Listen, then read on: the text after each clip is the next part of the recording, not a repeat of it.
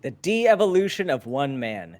Richard Dawkins used his new podcast to promote more transphobic lies. And this article is by friendlyatheist.com by Hemant Mehta on July 31st of 2023. And basically, Richard Dawkins, not any surprise to any of us, has launched a podcast called The Poetry of Reality, which has been an avenue for him to promote more transphobic ideas. And in fact, his first episode of this podcast was with very famous transphobe Helen Joyce, talking about what is gender. And of course, he goes into talks about biological sex and all of that.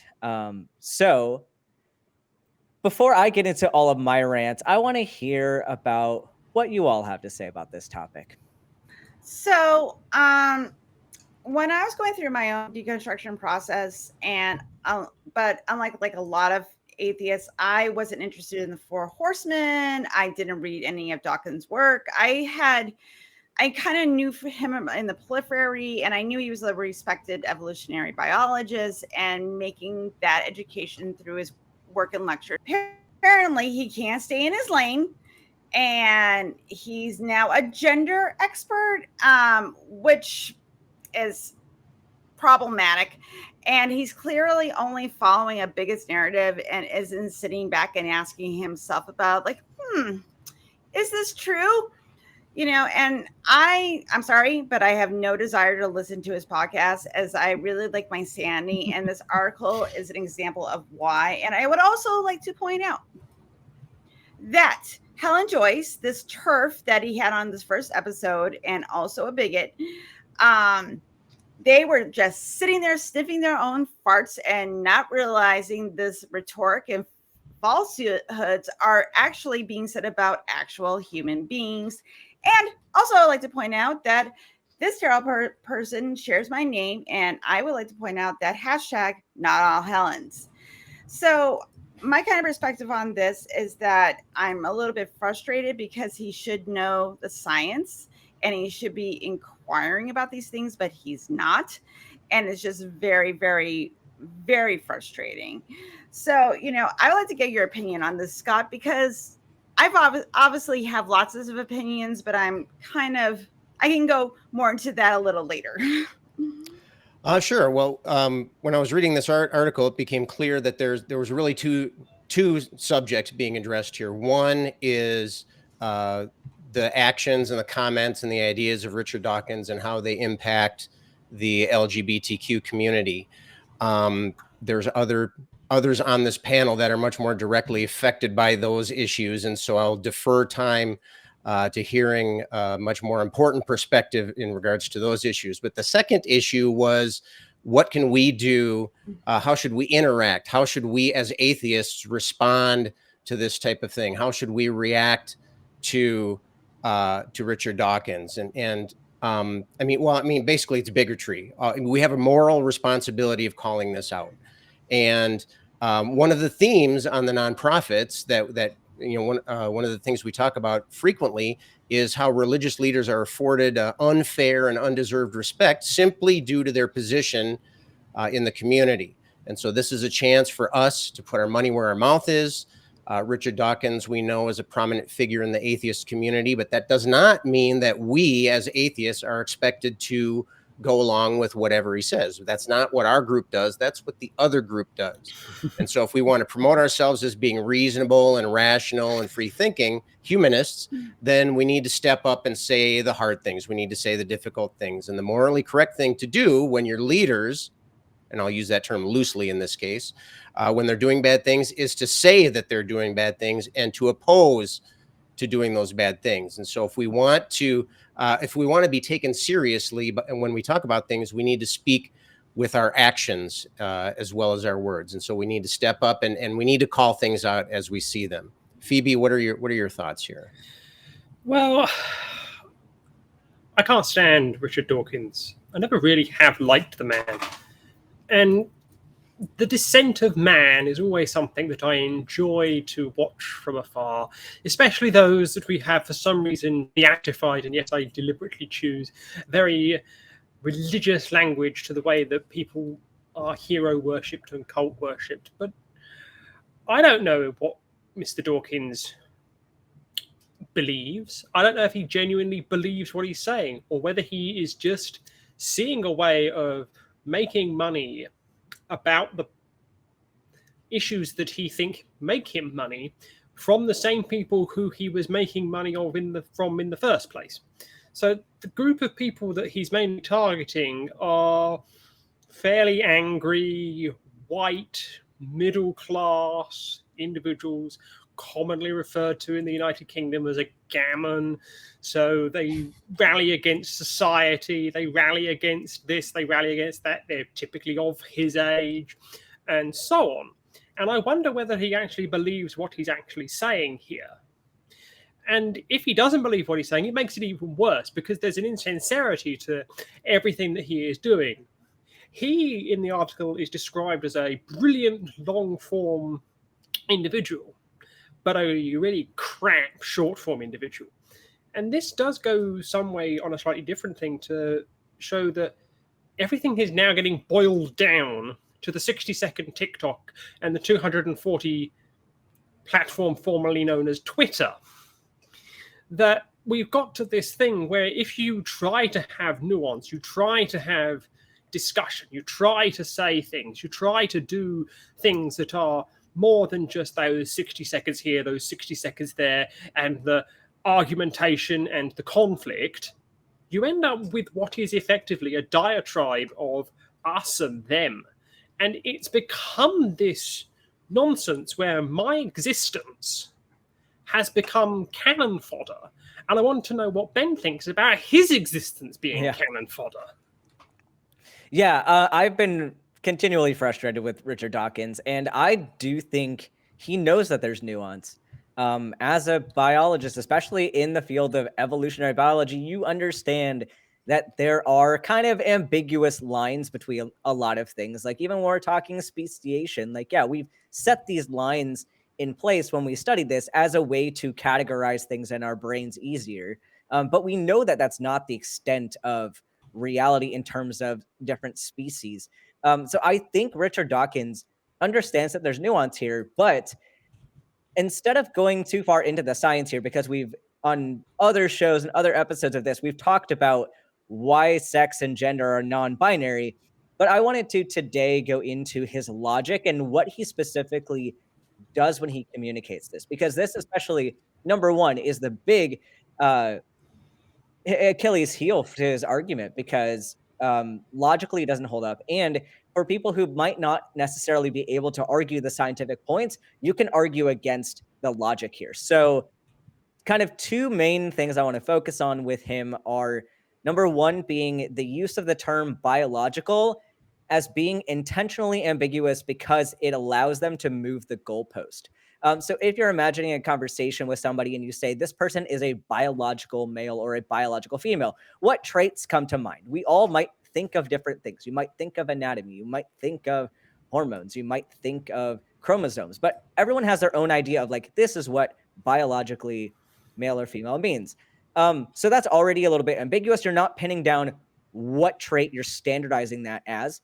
But if you think about hormones being a component of biological sex, like your hormones are biological substances. They have biological functions in your body. So if you have a trans person that is on gender-affirming hormone therapy, they have changed their biology. They have changed a component of their biological sex, namely their hormonal sex, which I would argue is a category of sex. So if you break down every one of these components, being chromosomes, anatomy, gametes, hormones, if you broke those all down and then assigned a person based on each one of these factors, you'd find most people are somewhere in between, especially on the hormonal standpoint. So even if you take cis people, you get a variety of combinations. So if you take a post-op trans woman, they are probably chromosomally male, hormonally and anatomically female, and with no gametes.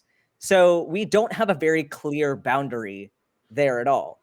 But if someone takes the term biological, you need to make sure that you're forcing them to define their criteria. Do they mean gametes? Do they mean chromosomes? Do they mean anatomy? Because as we know, one of those characteristics might not be in place, and they would still be viewed in society as a cis man or a cis woman. So then you pinpoint those topics and you say, okay, well, what about people that don't produce gametes? And they'll say, well, it's about your potential to produce gametes, which gets into this weird gendered soul argument. Like, but then how do you determine what gamete potential somebody has if they've never produced gametes? So you have to pin them down, because it ends up being completely incoherent once you get to that point. But if they just say like very vague biological sex, that could mean a multitude of things. So that's something that allows him to technically be right, even if he's not right with whatever he says. But the other point I wanted to bring up with this is the ecological fallacy, which I actually wrote some syllogisms to use for this. I'm not usually the one to do that. I mean, maybe I'm becoming secular rarity in J-Mike today, but the ecological fallacy is when you take a population statistic and apply it to an individual. And this is often used for trans women in sports and for gender affirming care for minors. And so basically it assumes that the individual exhibits the same characteristics as the entire group. And this is very problematic when you're creating guidelines, because not every individual is going to meet those set of standards that you would assume are the case for the whole population. So I wrote a little syllogism here relating to the average heights of women compared to men. So all of us here know who Cynthia is. She's a lovely, frequent guest and host on all of the ACA shows. But I wrote a syllogism saying the average height of a woman is 5'4". Cynthia is a woman, therefore Cynthia is 5'4". And we all know this isn't true. I know Cynthia, she's a tall person. She is not 5'4". But if we look at this, especially with trans women in sports, you think of the population. People think, oh, but what is the average for women? And that's all that they think of. But you're not considering the fact that each individual does not necessarily meet those criteria.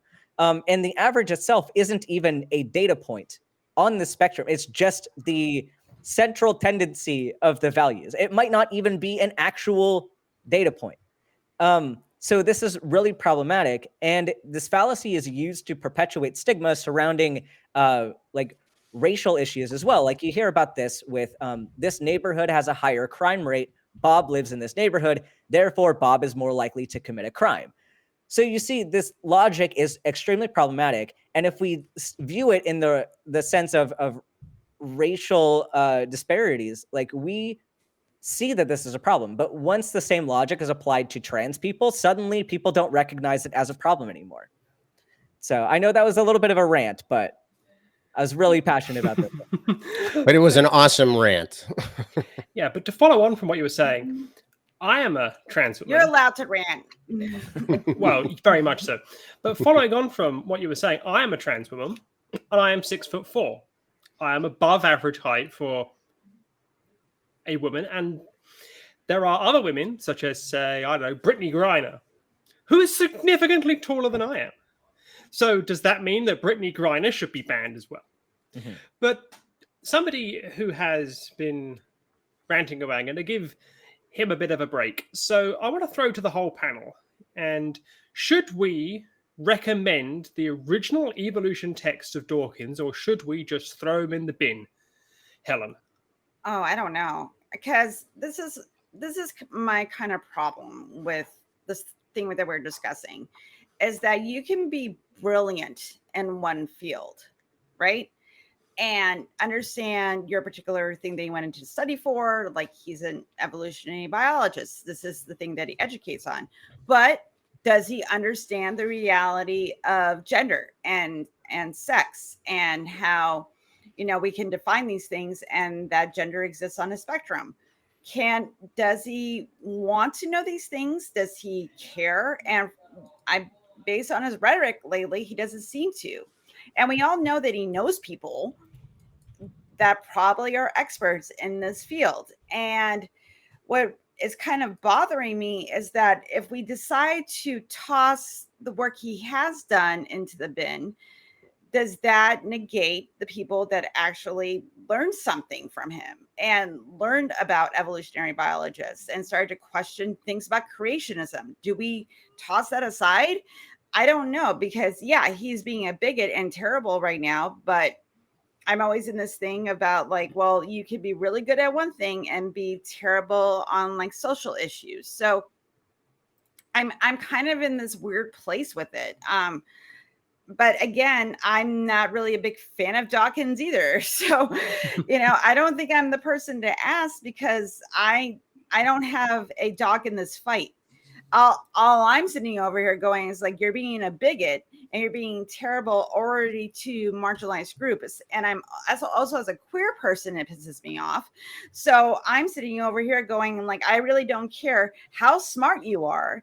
You are on the wrong side of history when it comes to this issue. So that's kind of my kind of feeling on it. But those people that helped him, like there are certain groups and people that he influenced them to think about the world more skeptically. So I don't know. And to me, he's just another cranky old man that has some bad takes. And I think that we can do better going forward.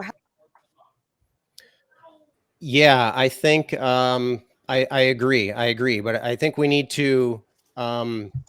It depends. I mean, right? The question is, should we still support Dawkins' work in other areas? And I mean, on one hand, he clearly has credentials and experience and research in the area.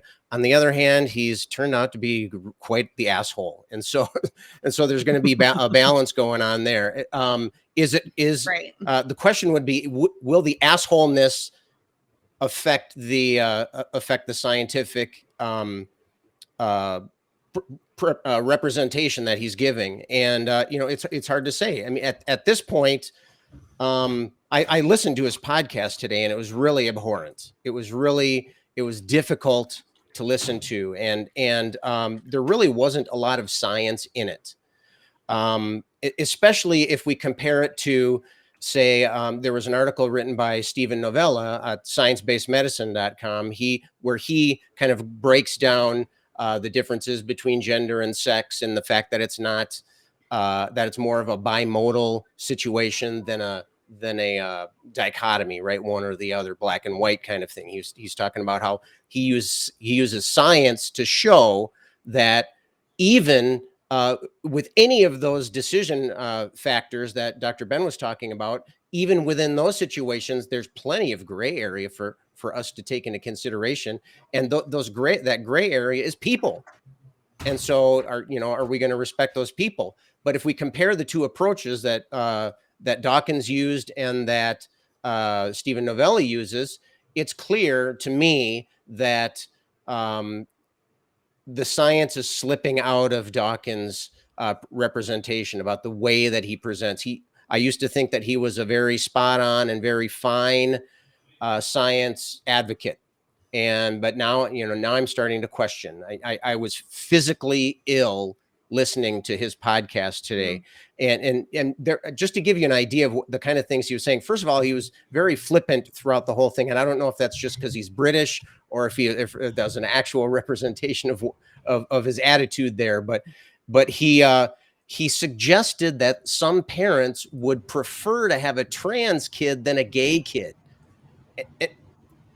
Just the ignorance just in that one statement is mind-boggling. But if any of our listeners are going to be listening to that podcast, I would recommend that you also either immediately before or immediately after read that article by Stephen Novella. And I think we can make sure to have the link in the show notes here. But just the difference in their approaches and their presentations is amazing. And so to answer Phoebe's question and I'll pass it to Ben in a second, but to answer your question, Phoebe, I think we're definitely getting to a point where we need to, or at least in my opinion, he's lost any amount of slack that was going to be given to him. And I think it's to the point where, I'm just going to move on. Ben, what's your take here? I mean, I was just going to quickly respond to Phoebe's question and say that I think it is okay to still learn from the good things that he has said in the past. And even if he has some good ideas, it's okay to learn from those. But it's important to not let him profit from those. So if people want to use one of his books to learn, get it used from somewhere else. don't be giving him the revenue from it. Unfollow him on the social medias. We don't need to listen to him there. And there are plenty of other up and coming scientists and newer people with better character that also have similar credibility in the field of evolutionary biology. So that's my perspective on that. Yeah. And to answer my own question, if you're a mathematician, you've probably been taught things that were developed by the Unabomber. So if you want to find out more about the nonprofits, click here.